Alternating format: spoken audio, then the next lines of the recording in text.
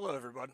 All right, now, right after we recorded this episode, our guest lost an endorsement because they didn't attend some kind of event. And the reason he stated he didn't attend that event was because the viewpoints expressed were hostile to Republicans and to Donald Trump. Now, I, for one, I'm not opposed to Republican viewpoints. A healthy conservative movement is a very, very important part of a functioning democracy. But I think we need to be as hostile as humanly possible to Donald Trump's viewpoints. This is just a fancy way with a lot of words of saying that just because someone appears on the show does not mean that we endorse every single opinion that they have. And at the end of the day, we still think John is a good guy. Hello, my guys, gals, and in between pals. Welcome back to the Left for Dead podcast. I'm your host, Emma Embers, with my other co host, James Harris, and the woke uncle, or wonkle as we call him. And Yeah. soon joined by our other co host, Dane Sutton, who's the gayest straight guy. He's not here to protest, so I get to say it. And we also have with us, first time we've ever had a guest in the studio live. First time. John I haven't Plageman. even been in the studio live. I know. Nice. And you're one of the co-hosts. And John is, of course, running for District 1 for the City Council. District 1, yes, East Side. Against East Side. Jennifer Grant, who is a number one top of most of us on the show. Yes. I'd actually, ironically, when I still lived on the East Side, I had considered going against her if I was still there when the election happened. I moved. So, but yeah, before we get into the proper intro of John, though, I have just a little news blurb that I wanted to go over. If you stick a knife in my back 9 inches and pull it out 6 inches, there's no progress. You pull it all the way out, that's not progress. The progress is healing the wound that's below me. People are suffering. People are dying. Entire ecosystems are collapsing. Stand up and take on the greed and corruption of the ruling class of this country. The billionaire class has been taking everything, and the working class has been left scraping, paycheck to paycheck, just trying to survive. The police department, the FBI, the CIA, those are gangs. You know what I mean? The correctional office. America is the biggest gang in the world. A solidarity which fears not foreign invasion, because it is bringing all the workers to the point when they will say to their masters, go and do your own killing. We have done it long enough for you. It's called the American dream, because you have to be asleep to believe it. Everybody who knows me on the show knows that I am no fan of Ronald Reagan, and so I get to get my fuck Ronald Reagan in early this time. Fuck Ronald Reagan. Actually, I make a point. I forgot to mention this part. I make a point to say fuck Ronald Reagan every episode. I got a story on Ronald Reagan. Usually, I can Sometimes we have to tear up for it, but it usually just happens. Yeah. Most of the time, it comes up organically, but and in this one, I'm shoehorning it into the beginning. And that's because for February 6th, which is Ronald Reagan's birthday, a lot of Republican states have passed Ronald Reagan days as like official state holidays for that day. And this year, Gavin Newsom of California decided to join in on that. So I just like, as somebody who used to be a Gavin Newsom fan, it continues to pain me when he keeps doing this shit, because I'm like, man, I used to talk up him like he was like the next great hope for like the Democrats and stuff. And in retrospect, it was stupid for me to even say that back then, but it's even less justifiable now. Like, he doesn't support trans rights. He literally, like, they wanted to do a 5% tax on the billionaires. That's a one-time tax. And he wouldn't even support that. Like, it's the weakest version of the billionaire tax. And even that, he was like, I don't think so. Like, protect our billionaires. And then now he's like, Ronald Reagan Day. Why the fuck not? And no, fuck that shit. Fuck Ronald Reagan. Fuck Gavin Newsom. This motherfucker, he is clearly teeing up a presidential run, but he's trying to tee up his presidential run by being as spineless centrist as possible. Like, establishment Dems, have you learned nothing from Hillary? Have you learned nothing from Kamala? Like, trying to win elections by becoming more conservative does not work when you have a D in front of your name.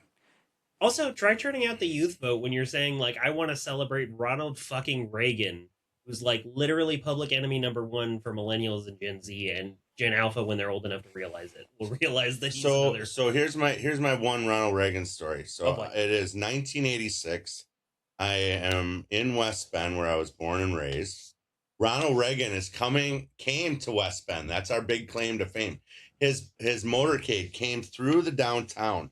I was I was skateboarding at the time with my Tony Hawk Mini, and we were on top of this garage, this car garage, and as this motorcade rode by, if you remember the young ones on British TV, that one of the guys would go fascist, so we all gave him the fascist. We thought we were being punk rebels. That's so great. To Ronald Reagan's motorcade.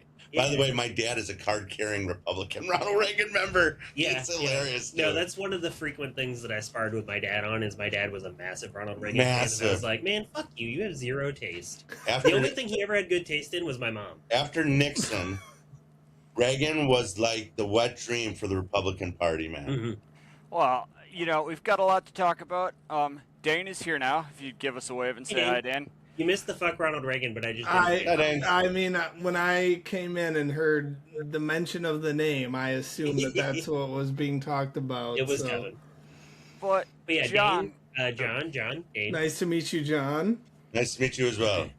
But John, so I don't live in Green Bay, so most of the time, the older candidates, I'm like, so who are you and what part of Green Bay is that? But when I was at UW Green Bay, I was president of the College Democrats, and I've actually knocked your district before when Barb Dorf was running against you. Me as well. Okay. So, fun fact, real quick, there's actually 2 former co-presidents of the College of Dems in this chat right now, and that's me and James. Man, James, yeah, 2 former presidents and 1 person that got booted from the College Dems. I kind of gave Dane clemency when I was in.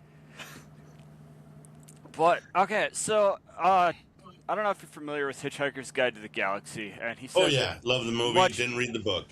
Okay, he says it in much, much better words, but his big point is that anyone who really wants to be in charge should not be trusted with it. So, and I kind of think he's right. Like, you don't want the person that wants to be in charge. You want to elect people that feel like they have to. Like, I really don't want to, but someone's got to do it. So... what brings you here? What made you decide I need to run for this? Little background. So I've been a social worker for 25 years. I've been in the streets, and that's where I feel most comfortable, is in the streets. I worked in the inner city of Milwaukee for 8.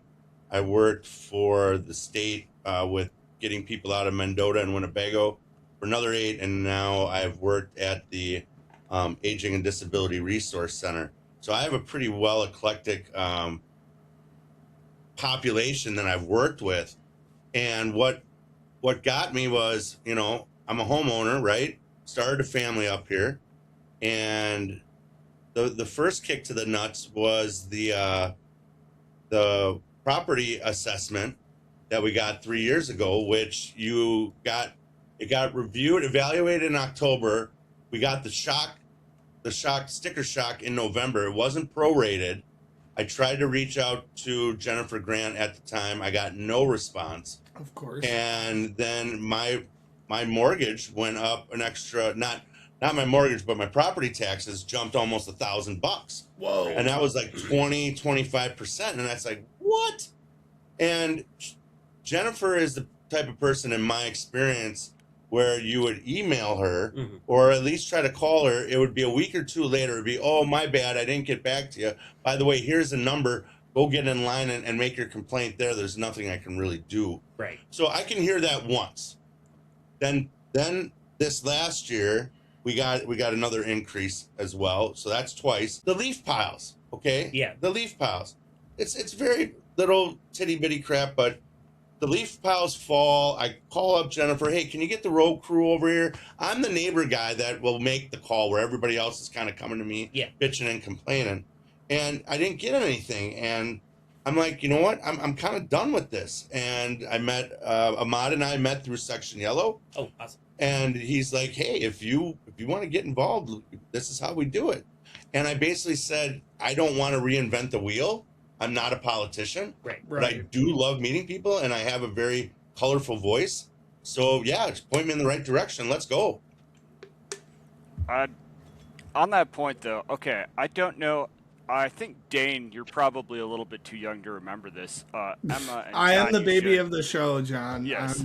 Yes. Freshly graduated. I'm Well, more freshly congratulations. So is James. James is How more. about that market you're walking into right now? Oh my goodness. Yeah. I'm working I in guess mental James health. is freshly graduated. I am Yeah, right. freshly graduated as a 23-year-old. So Yeah. I was a 26-year-old grad, so don't worry about it. I love college. I I'm wanna stay 34 there and I still forever. haven't graduated. Okay, that's all right. So, It's progress, not perfection, baby. yeah. yeah. Ironically, all three of us met at UWGB, but I'm the only one that didn't graduate. Oh, okay. All right. I had just graduated at 24, but I'm going back for my master's social work. But Okay. okay, so yeah, Dane might be the one that's too young to remember this, but there was a mayor of Toronto, a guy named by the name of Rob Ford, and he I became remember like kind of infamous for like getting caught smoking crack, and he just Yep. had like And Him- hookers. They kept calling him Or my Canada's bad, Trump. my apologies, not hookers, sex workers. I got to be Yeah, right about appreciate that. I apologize. Yeah, Apologies, no, but- he was called Canada's Trump, basically. yeah, so he was like not a great person. He's had constant scandals, like clear legal problems, like he's clearly got some mental health and some addiction problems. But Yeah. when he Died got of an caught overdose, I smoking, think. he got caught Did he smoking die? crap. Yeah. Yeah, he's dead Wow. now. He got caught smoking crack, and his ratings went up. And the ratings went up because he spent multiple years as an alder. Like anybody in the city would call him with a problem with the city, and he would drop everything to go try and help them. Like. There you go. He's a person that did absolutely nothing right except for that. Like, he was always Yeah. trying to help his constituents. So when you're elected to office, that literally is your job. And that's, like... You're a you can- social worker. That's what you do. You socialize. Exactly. Yes. You're not a business person. I don't want a business person in my politics. I want a business person in my finance and banking. Yeah. And Seriously. so that's what's always Fucking crazy exactly. to me. That is always what's crazy to me is when, especially now, like on the presidential level, you know, the gubernatorial level, whatever, is these people are like, oh, they don't have experience running a business. And I'm always like, why do we have to run the country like a business? Like, Yeah, it's not. Okay, so Well, a good and- example of this is public services. Like Hmm. and again, this is one of those things that is like you can draw a straight line from this problem to Ronald Reagan. And that's that. Is it how many degrees of separation can we always get back to Ronald Yeah, Reagan? literally. Always find a way. Okay. And because he had that infamous slogan where he said the scariest words in the English language are "I'm from the government and I'm here to help," and it just created this massive mindset in this country that we still haven't fully shook off, that the government is some inherently evil entity and not just a tool that we use Sure. to do things. Somebody, And yeah, sure, if evil, somebody researched this, and Ronald Reagan is 1 degree of separation from every social problem through the 90s and 2 from every social problem out through the 2000s. yeah, Trickle down economics, baby. Hey. Still trickling. down our fucking legs. But yeah, so like we have this mindset that the government is some inherently evil entity that's just out to fuck us all, and instead of viewing it as just a tool that we can all use, like FDR used it to do the New Deal. That was amazing. It was massive social progress that gave us a golden age that lasted decades after he left office. And then Ronald Reagan came and tore the remnants of that down, and then kicked off the massive social inequality and economic inequality that we see now. And part of the casualty of that is public services, because people look at public, like the thing that they always say is, well, the museum's not running a profit. The Neville Museum isn't running a profit. The library isn't running a profit. All these The things have to snowplows be aren't running a profitable profit. because, yeah, all these the bus system. People say that the bus system has to be cut and can't run so that way anybody that's third shift can actually fucking use it, because it stops running at fucking 6:00. And they say, well, the bus system has to make a profit. Why does it have to make a fucking profit? It's not a business. It is a government entity. It's a public service, a public good, and public goods don't have to generate profits for some fat ass. But under I meant to say Reagan, fat cat. Reagan, the biggest subsidy was what? The military, because we had the Cold War. Yep. So if you can build nukes and you can build up a military that can destroy the earth thousands of times over, that's good for who? The constituents of the various senators and legislative bodies, and whoever had Lockheed, whoever had the military contracts, all inflated, all increasing our deficit, just making this horrible. The worst thing about Republicans is, and I know this because my dad and I argue about it all the time, is they say we're going to cut spending, but they increase our debt like substantially and don't even care about it, and it all goes through the military. Well, Trump's first term, he literally added 25% to the national debt, or like 25% of the national debt is Trump's. And on top of it, we don't even support the veterans the way we do. And to bring it back home, 360, the veterans AODA facility that's over on Highway R going out of town here to Wrightstown, they closed that. Yeah. I used to speak there. That was an awesome place for veterans to find their first step in sobriety. Well, and then we started this tiny homes project in the city, and people were losing their shit about that. And it's like, I will go on a limb. I'm supposed to be hush hush about the tiny homes because it's in my district. Fucking great idea. Yeah, that is around nothing. That is around Brown County property land by the Veterans Manor, by a community-based residential facility, nursing, assisted living, and memory care, and then one condo area. And it's not residential right there. Yep. It was and there's a bus stop with a terminal there, man. Yep. Speaking of bus stops, that is one thing that I wanted to talk about your district. As you know, we are all GB alum in some capacity. The busing at GB, a lot of students don't realize that they get free busing with their student ID. But they are every year they're reducing that. They're cutting it. And a major complaint that not just people at GB but people in that district have is that they feel like they're outside of Green Bay. Reasonably so, because the busing doesn't go that way. And so right. I think it runs every hour at best. Right. And, we had teachers at GB that didn't drive, that would take the buses, and, they'd have to wait 2 hours after their class to take the bus. And so, I guess, is there anything that, you would be planning on, at least for your district, increasing that? I think on the college level, it might be important. So here's the busing. So I'm going to just go back to my experience in Milwaukee. Milwaukee cut a bunch of routes from the west side, and that was killing a lot of families that were in the inner city to go to jobs, because they couldn't afford cars, or you're in the city. You don't necessarily need a car all the time if you have good, reliable transportation. Right. The one thing, I'm going to stay on point here. I do not want to go to high-speed rail just yet. But the one thing we don't get in Wisconsin that both coasts get is transportation, mass transportation. We all want our various cars, and I like my minivan. I'm okay with my minivan. But the one thing that I got upset with Eric about was he took away Jim Schmidt's free Saturday ride. Yep. I used to take that with my kids because that was the one time I tell my kids, who are 9 and 11 right now, so they were like 2 and 4, and we would just try to get to the library. Yep. We'd always take the wrong way, and that was fine because it was free. Yep. And we would ask, and we'd make mistakes, and it's getting comfortable with it because I want my kids to take the bus to go to work, whether it's at festival or whether it's downtown or somewhere. I want them to be able to do that. So back to your question with UWGB, number 1, bring back free Saturdays. Hell yeah. Number 2, better bus shelters. There's one over by Baird that got smashed by a drunk driver one time. Never got replaced. Yep. That was about 7-8 years ago. Never got replaced.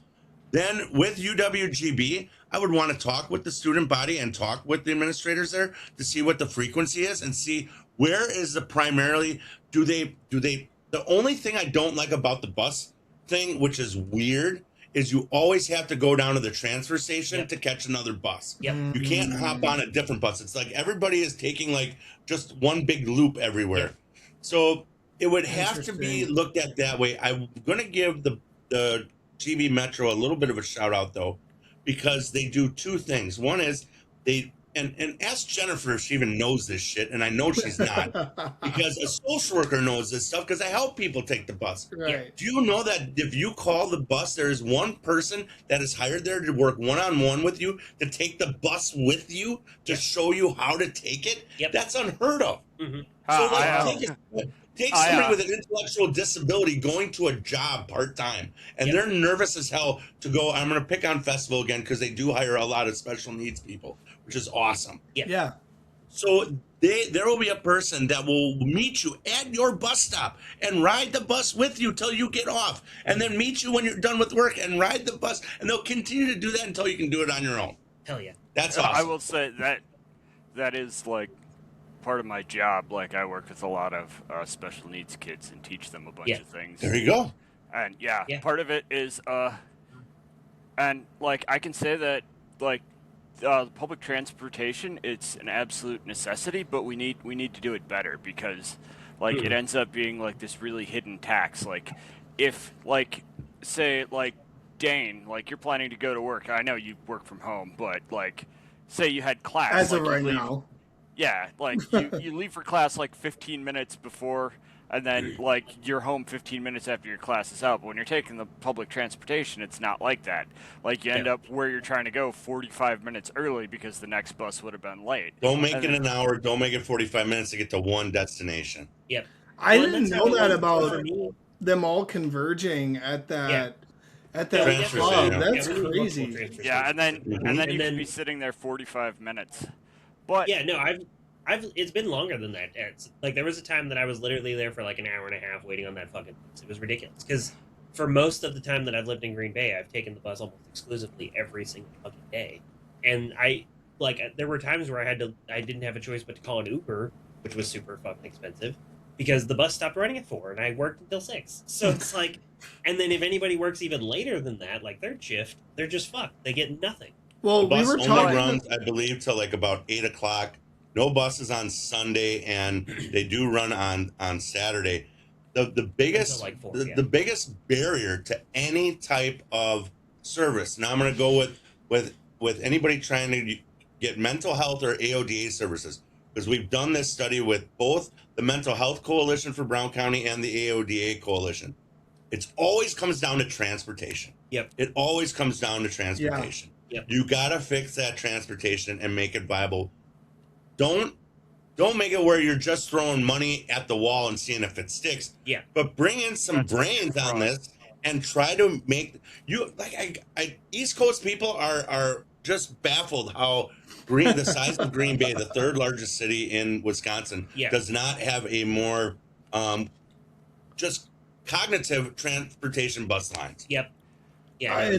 I even talking. So we had gubernatorial candidate Francesca Hong on, and even just talking with her about the situation in Madison, right? Like Madison is like exponentially better than what we have, and it's still not good. Like, do they really have heated bus shelters? Yeah, they do. Oh I saw that shit when I was there for our lobby day back in. Wow. I want to say it was December. It was crazy. That's nice. And we can't even have a spontaneous shelter for homeless people, much less heated bus shelters, right? We got into the topic of how the city did Safe Haven last episode. But I'm sure, that's a hot topic. We had Jim Presley on downtown at the ADRC, I think the bus line 13, we have a bus shelter there, and there's always unhoused person there. And the infamous, and I can't remember his name because he used to sleep there at night all the time, the very short person, black guy that's normally on. Paul. Can't remember his name. I've met him. I don't know his name, but I've met him. He is TikTok famous, but he used to sleep there all the time. Mm-hmm. And, working downtown, not to switch gears with homelessness, but, people are just trying to survive where they're trying to survive. Yeah. Nobody's doing it on purpose because, they're trying to piss people off. People are just trying to get from A to B one day at a time. Right. Yeah, and that was one thing that I mentioned on the episode with Joey Presley was that one thing that we saw with the unhoused folks that we kept at Safe Haven was that just Safe Haven as a safe place to stay, regardless of their circumstances, was so moving in their lives that we literally had 4 people all go to detox on the same day.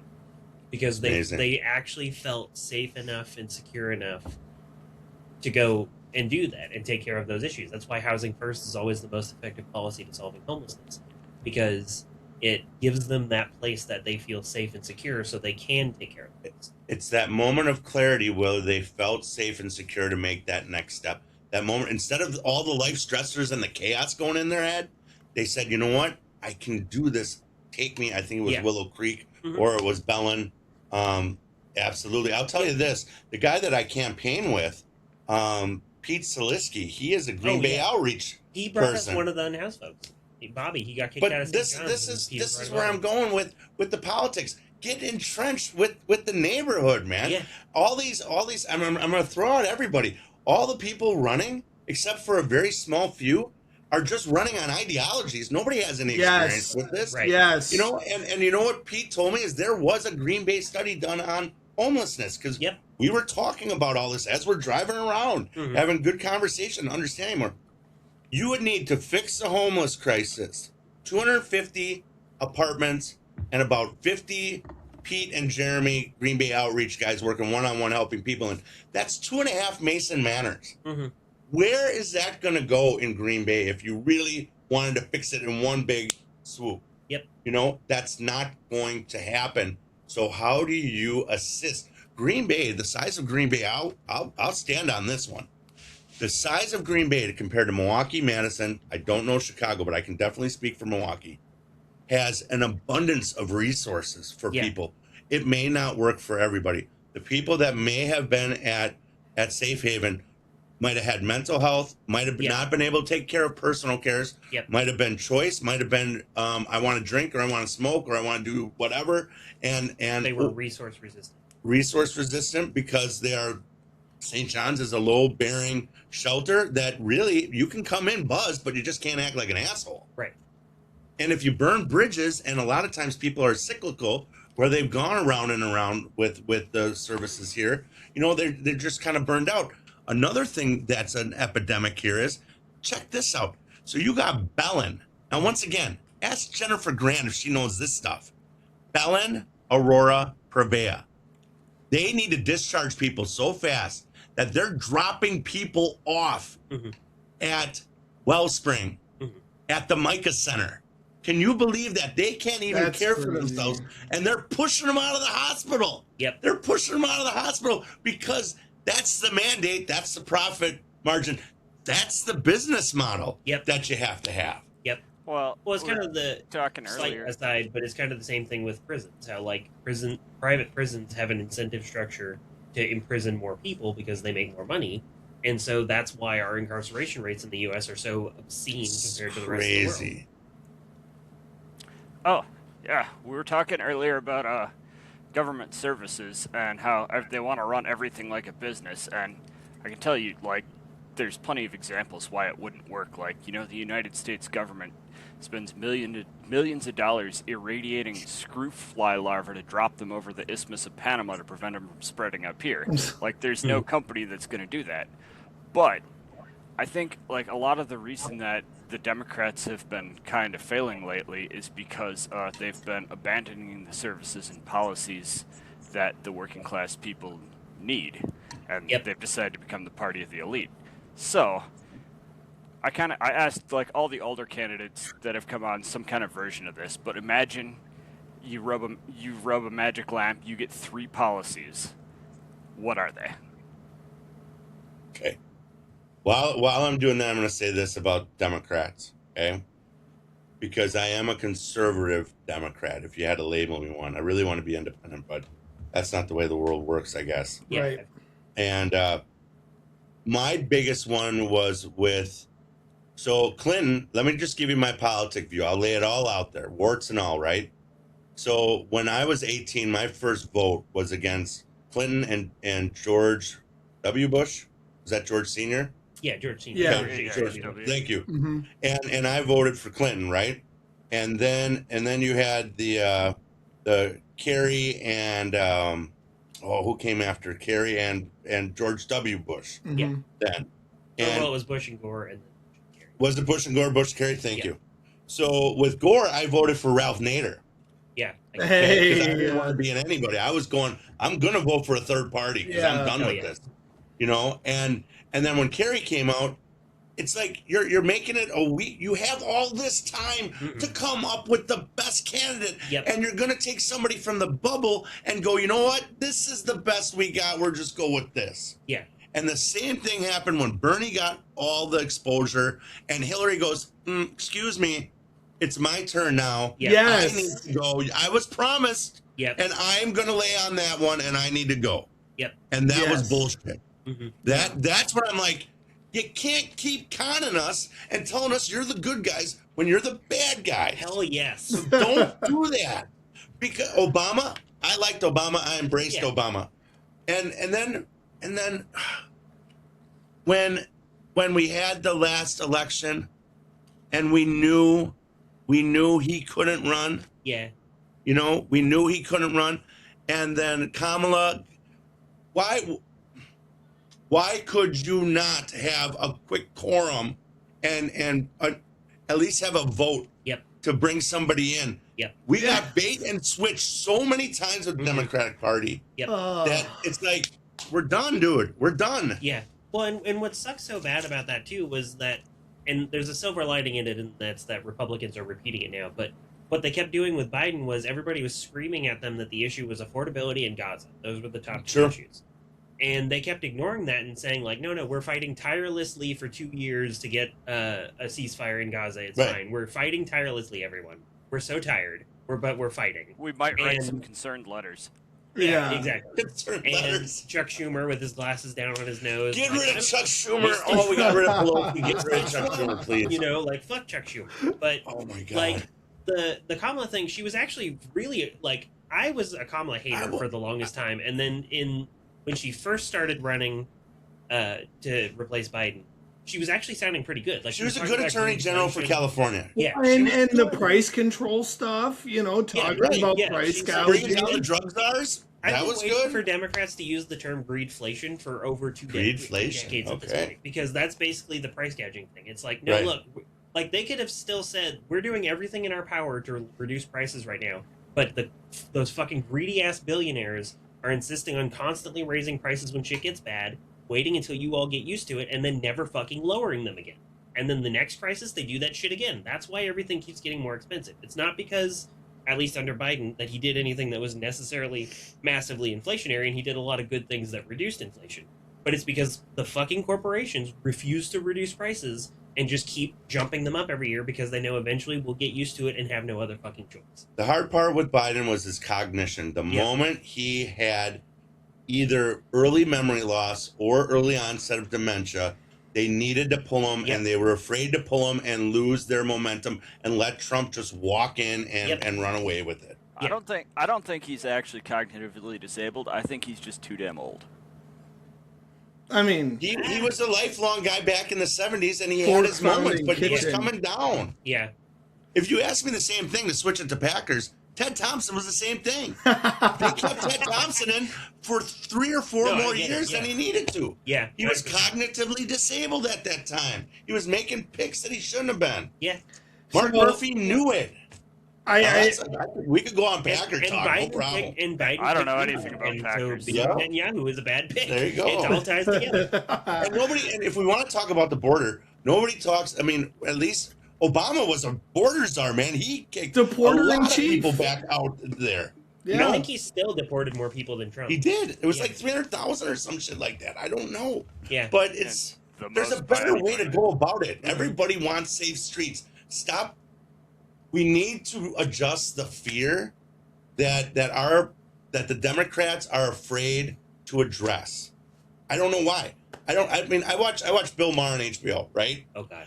I know. I don't know if we like him or not. I don't know if we like him or not. Because there's sometimes I like him, there's sometimes I don't. Yeah. But he definitely has shifted because he was uber left, and now he's almost like, dude, are you a Republican now? Well, and now he's starting to shit on Trump again, and Trump wrote that whole thing. Correct. I don't know where he's at. But at least he's calling it out the way he sees it, and I don't have to agree with you all the time, and that makes it good. Because if I agree with you all the time, then there's something wrong with that. Or both. That's up James' alley right there. Like, we're the three of us are best friends, and we disagree on all kinds of shit. That's if good. We're all thinking the same things. That means 3 of us aren't thinking.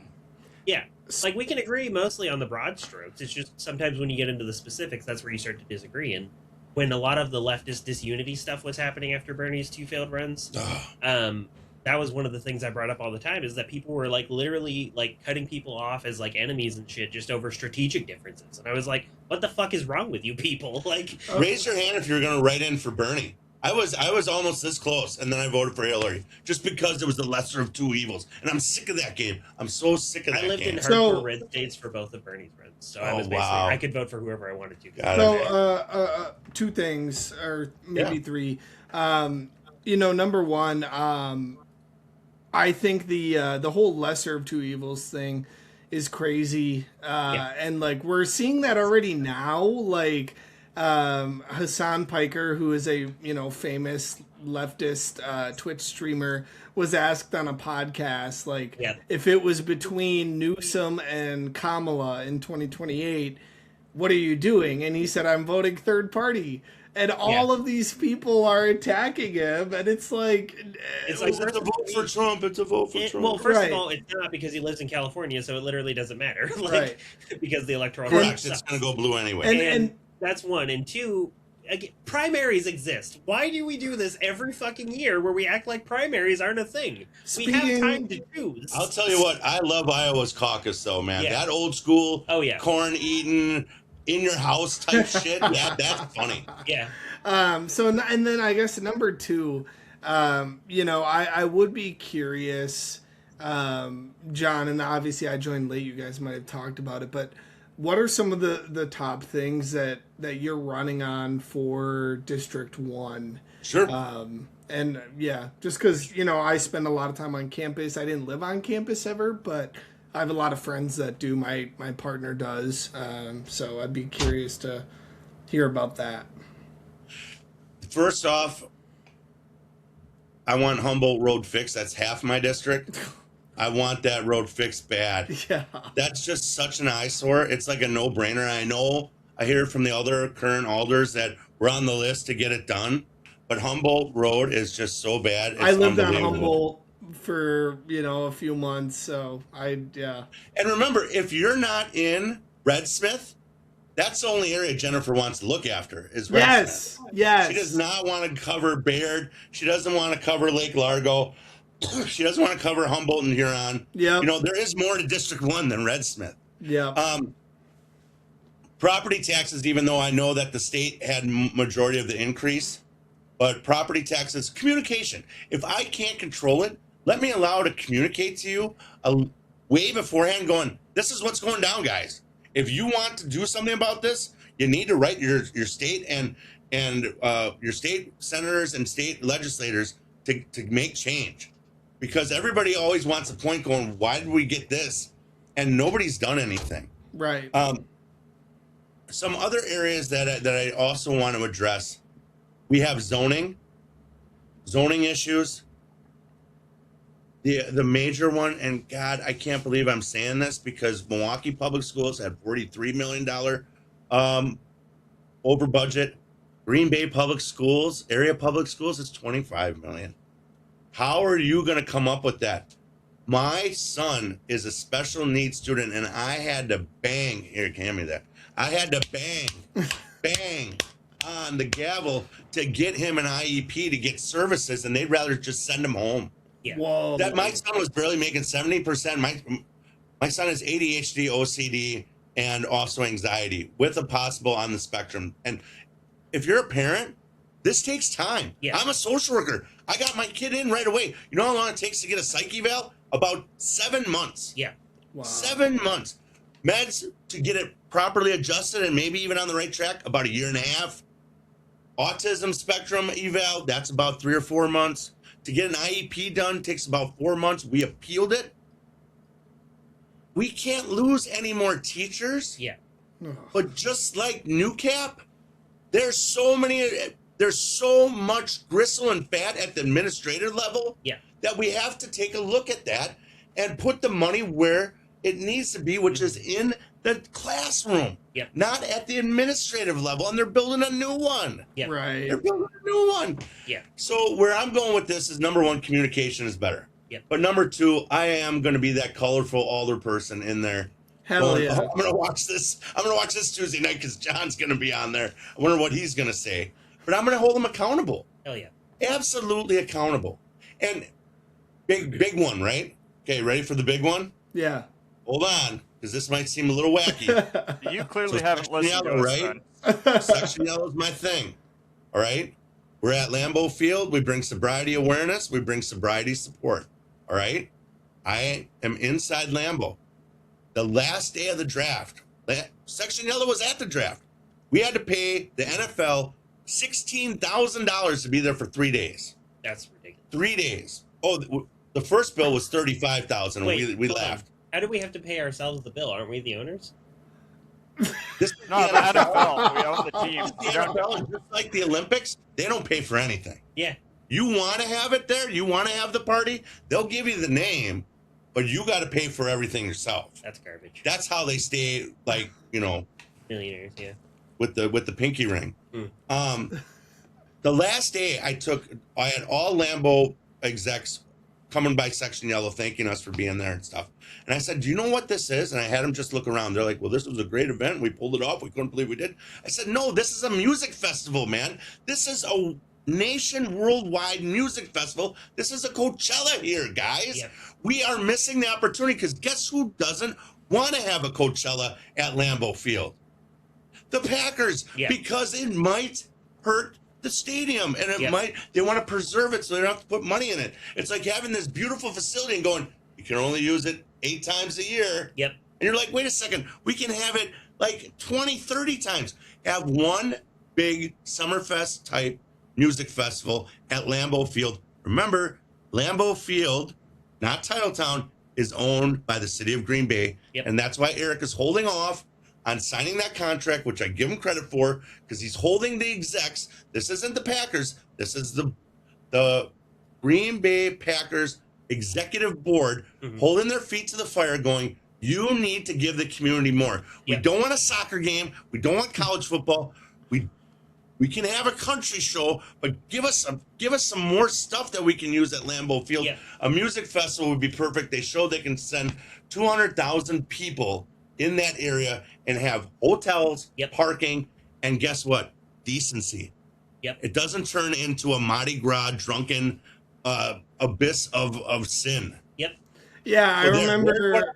Do with District 1 Oh and man, more. I really wanted a drunken Mardi Gras business. Well, I will say, down in Louisiana, it's not that much. I had the unfortunate pleasure in a previous occupation of talking with a police officer who was working at the draft, and when he told me the amount of people that were arrested, like, it goes to show what you were saying, John. Like, I was like, oh shit, like, where he might be the most drunken. It was like 4. Wasn't a lot. Yeah. Wasn't a lot. And, despite being the drunkest city in the country, like, I was like, wow. And an NFL thing.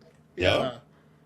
Yeah, and I'm going to rant a little bit more. I have a lot about the Packers to say, actually. I'm always afraid. Look, I'm wearing the hat. I got the hammer. Like, I am a Packer fan. But I do have to say that, like, having been somebody that was outside the community and then moved here, I always loved the Packers because of the whole community ownership thing. And then I moved here and I got more of a sense of what the Packers do. And honestly, it's really not as community owned as we like to pretend it is. And I feel like this is mostly, and I'm still looking into the issue more to figure out like what to do about it exactly. But like, I feel like it's an issue where the board could be, like you said, Eric's trying to pressure them to actually do more and make the Packers do more. And that's good, but like, there's so much more that they could be doing. Because like, one of the things that I pointed out when the draft happened was that they just let Bud Light be the only beer that was there because it's an NFL thing.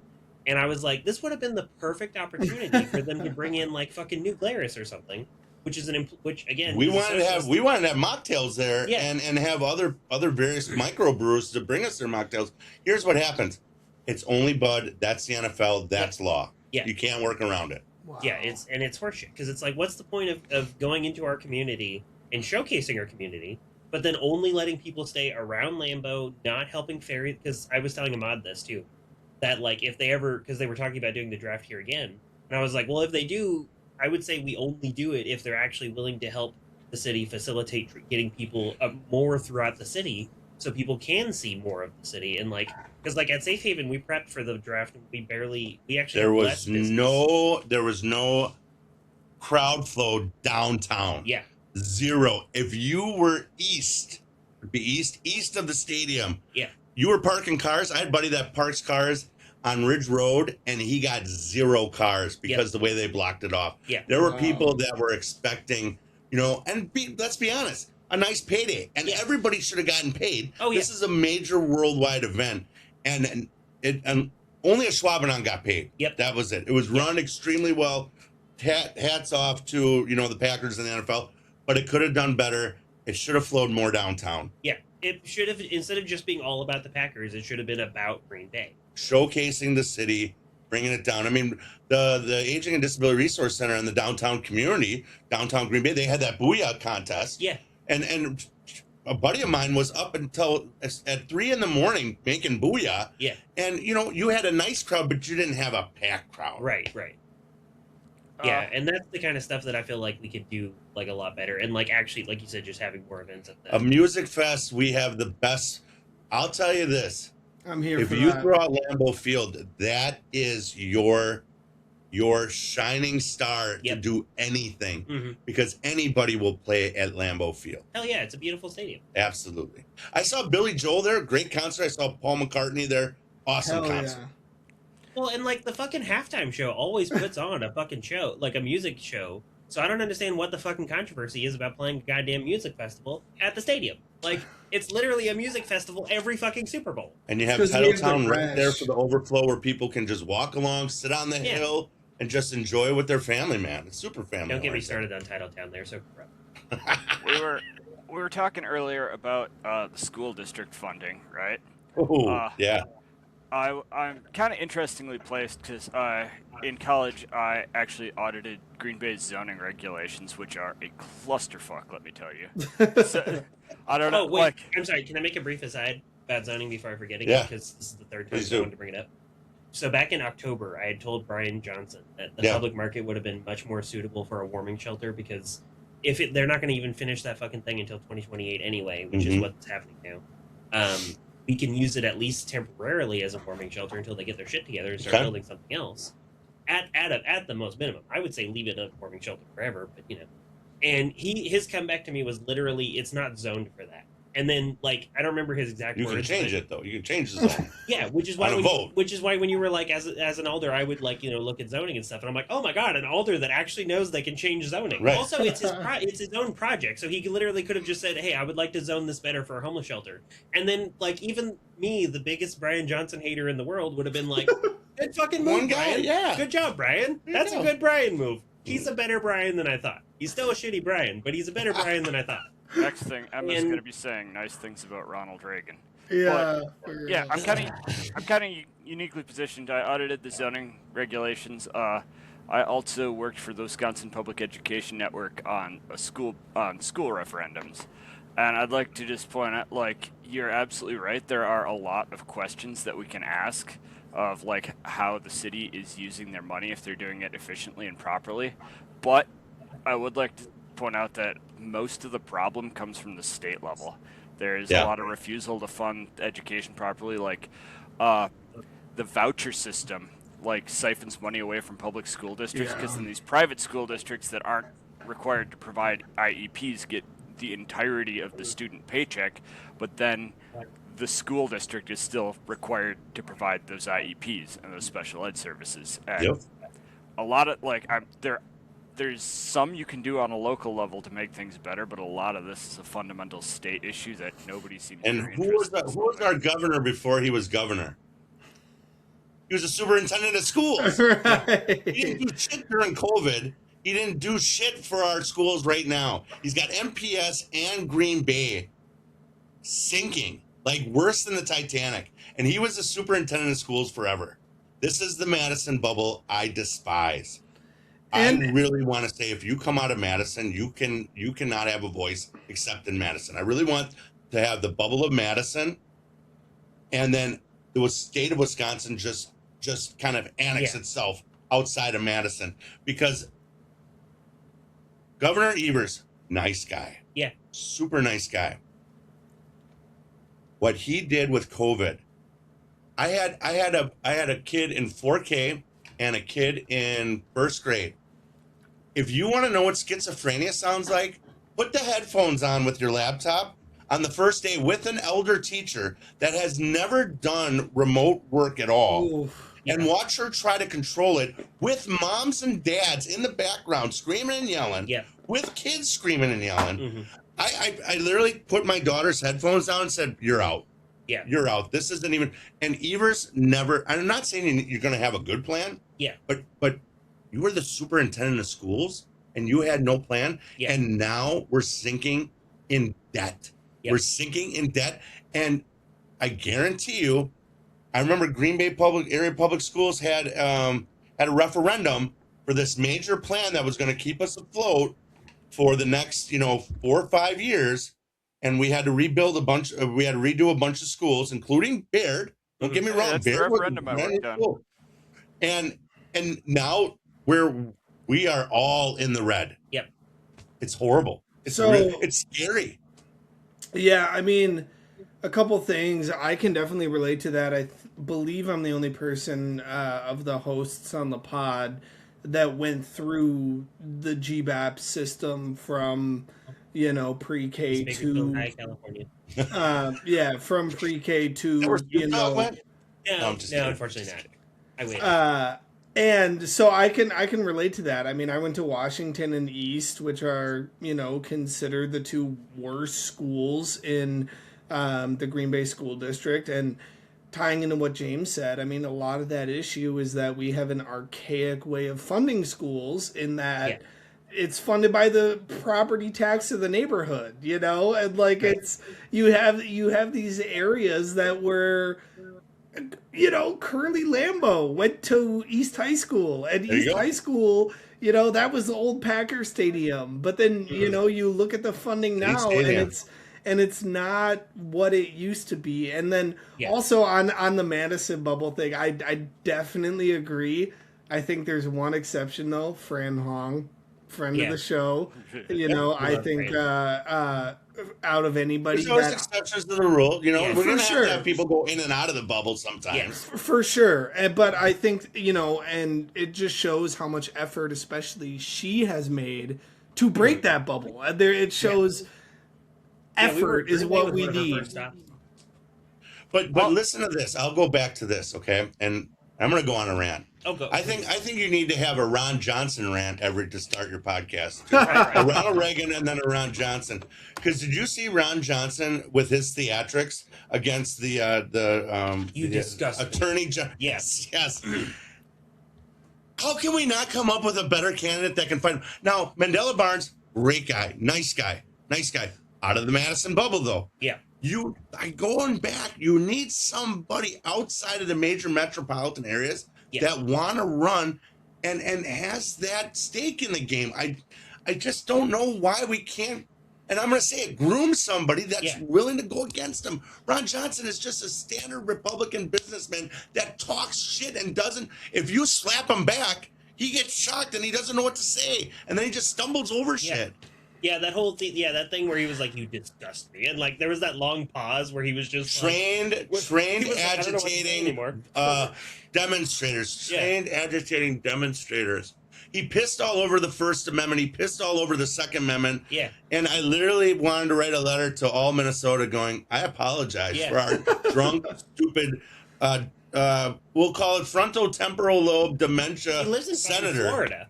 He doesn't even, I know. If there's one person, I thought I hated Tommy Thompson worse, all-time worst of Republicans that are here in Wisconsin. Ron Johnson is the king of the worst Republicans there are. It's just horrible. I can't believe Tony Weed's coming up there, but he's got room to grow. Oh my god! Oh my god! Don't even.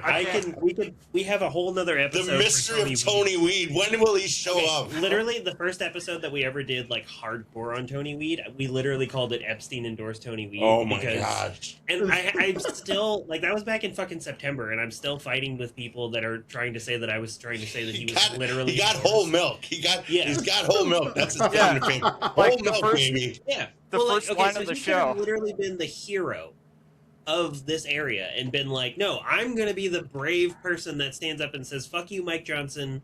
You know, I'm going to sign on this discharge petition, whether you get Adelita Grijalva in Congress or not. And then that would have been it. And he could have been like, see, look at this. This is amazing. And there's so many people here that hate him that would have been like, you know what? Good job, Tony. Again, like with Brian Johnson. Good job, Tony. That's a good Tony move. Good boy, Tony. But instead, he didn't. He just signed on with everybody else on blocking it as much as they could. And then when it finally passed and only that one person voted against it, he got to be like, I voted for it, but I mean, you know, what else do we need to know? How about the fact that Trump is in there a million times? That's fucking weird. He was mentioned almost more than Jeffrey Epstein. Like, in the Epstein. Dow Jones is 50,000. Oh yeah, come on. 1,000. And then it dropped. This is back to what I was saying before about how the Republicans are kind of repeating a lot of the Biden administration problems, which is that they kept insisting, don't believe your lying eyes. Things are good. Everything's great. The economy's booming. And then Republicans were the ones going, no, everything sucks. You can't even afford eggs. Oh my God. Inflation. Why? And then they get in office and now Trump is going, don't believe you're lying. Like, there was a town hall. I don't remember the Republican, but there was a town hall with one Republican congressman where he literally said, I don't understand how you think inflation is up when it's down. And it's like, that's because we don't live in the same world as you fucking moron. Like, like these unfrosted Pop-Tarts that have never lived our lives a day of theirs. And they're just like, well, things are fine for me, and I'm a millionaire, so I don't know what your fucking problem is. My fucking problem is I'm poor. I sense a rant incoming, so I'm going to get a little bit ahead of it and say, I gotta go. You know, that's why you're here, to fill space. We love character. But we got about 5 minutes left on the show. We got to start wrapping up. Usually, Dane has a line for this part. It's usually something along the lines of get active, get wise, get organized. Right. I can't believe that there's paid protester gigs and you and Emma have been doing it for free. I know. I don't understand. And by the way, is it more than the $7.25 for minimum wage? Is it actually a livable wage? I bet it is. Yeah, I bet it is. I hope so. I'm still waiting on my check would ever come in. Like, I have my mail forwarding to my new place. There's no reason this it should is get awesome. lost. This is good therapy, guys. This is real good therapy. And so, just a reminder, you know, we do have the primaries coming up. This episode will be out ASAP. We have been lacking a little bit, but, you know, that's because there was holidays and stuff like that. But yes, this episode will be out ASAP. We have primaries coming up. The root of all change happens locally. And so it's very important that if you are in District 1, which you can go to myvote.wisconsin to see what district you're in, you vote. Particularly for John, as if you vote for Grant, I would love you know, it, yes. You're not a friend of the show. I hate to break it to you. You are now, damn it. I always like to say, get active, get wise, get organized. John, if you have any sort of final calls to action for us or anything like that, we would love to hear that. Number one, go out and vote regardless. I don't really care who you vote. The primaries are so low that in my district, and I think most of the districts are like around 7,000 the way they were cut up. There's like 400 people that vote in the primaries. So vote. I would love your vote. If you're voting for me, you're voting for voice. You're voting for connection. You're voting for responsibility. Oh, yeah. I am not going to blow you off. I will come over. I'll hang with you, man. I love what I enjoy the most is spending time with people. Yeah. I am not afraid of people, and I love to hang out with people. We have a big opportunity here in this election where the people that are running, if they get elected, we can make Green Bay.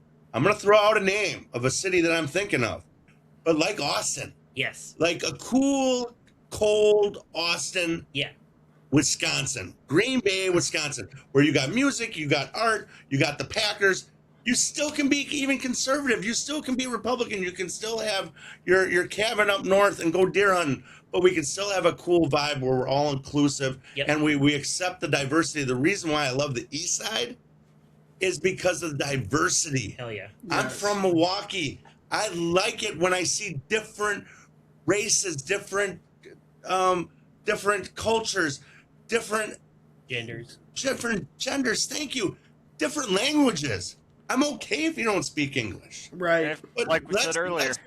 Let's be the progressive, forward thinking Yeah. melting pot that we can be in Green Bay, because we aren't all white people. Yep. And we need to be represented. I will make that represented for you. Like we said earlier, if we're all thinking the same thing, that just means most of us aren't thinking. And Yep. I forget. Someone said, I forget where I read this or heard this, but a wise person once said, "Don't get so caught up in your identity, whatever that identity is. It can be political, it can be cultural, like it can be whatever. Don't get so caught up in your identity that you forget to be a good person." Yep. Be kind. Yep. Mickey Hart of the Dead. I remember when the big deadhead. Shocking, I know. Mickey Hart at Soldier Field when all the Dead members besides Jerry played at Soldier Field in 2015 to end the show. He came up to the mic and said, "Be kind. Just be kind. Be nice to each other. We need to get back to that." Yeah. I'm going to say one more thing and then I'm going to shut up because I'm going to bring it back to Ronald Reagan. And I want it as the thinking point. It'll bring it full circle. Yeah. And I think you'll be surprised, Em, about this. When Ronald Reagan, even though we despise him and everything he did, in that economic time, though, you still could rent an apartment with a blue-collar, mostly union job. Mm-hmm. You could send your kids to college without going to debt. I absolutely have, and I don't have empathy because I'm a homeowner and I bought in before it went crazy. Yeah. But when rent is $1,200 and homes are $400,000 now, and you guys are new college graduates, I want you as an alderman to stay here and keep your salary and your tax dollars and your spending power here. But I want to make it affordable for you guys so you don't have to go into debt with your student loan, with your mortgage, with your gas, with your insurance, with your health bills. Yep. It's got to be affordable. And the one thing that at least in Reagan's time versus Trump time is you could do that. Yeah. Can't do that now. Ronald Reagan. That's one of that's been my eternal problem with Trump, is that he makes me actually look wistfully at Ronald Reagan. Because I'm like, well, I have to keep saying, well, I guess Ronald Reagan wasn't as bad as I thought he was, because Trump is 1,000 times worse. Oh my God, it's crazy. However, I still must say my ending thing, which is free Palestine, free Luigi, fuck ICE. I had to do it slow so I didn't fuck it up. Yes. Also, fuck Ronald Reagan, fuck Gavin Newsom, and fuck Ron Johnson. Fuck Ron and go Pecco. Go Pecco. But I think those closing comments summed up the entire problem with American politics in language that everyone can understand. So I'd just like to thank you all for listening to the Left 4 Dead podcast. Resistance get Radio. wise, get organized. Thank you for the time. Free Palestine. Remember to salt Fuck ice ice. patches. Yes. Salt ice. Peace out, y'all. I joined late. It was good.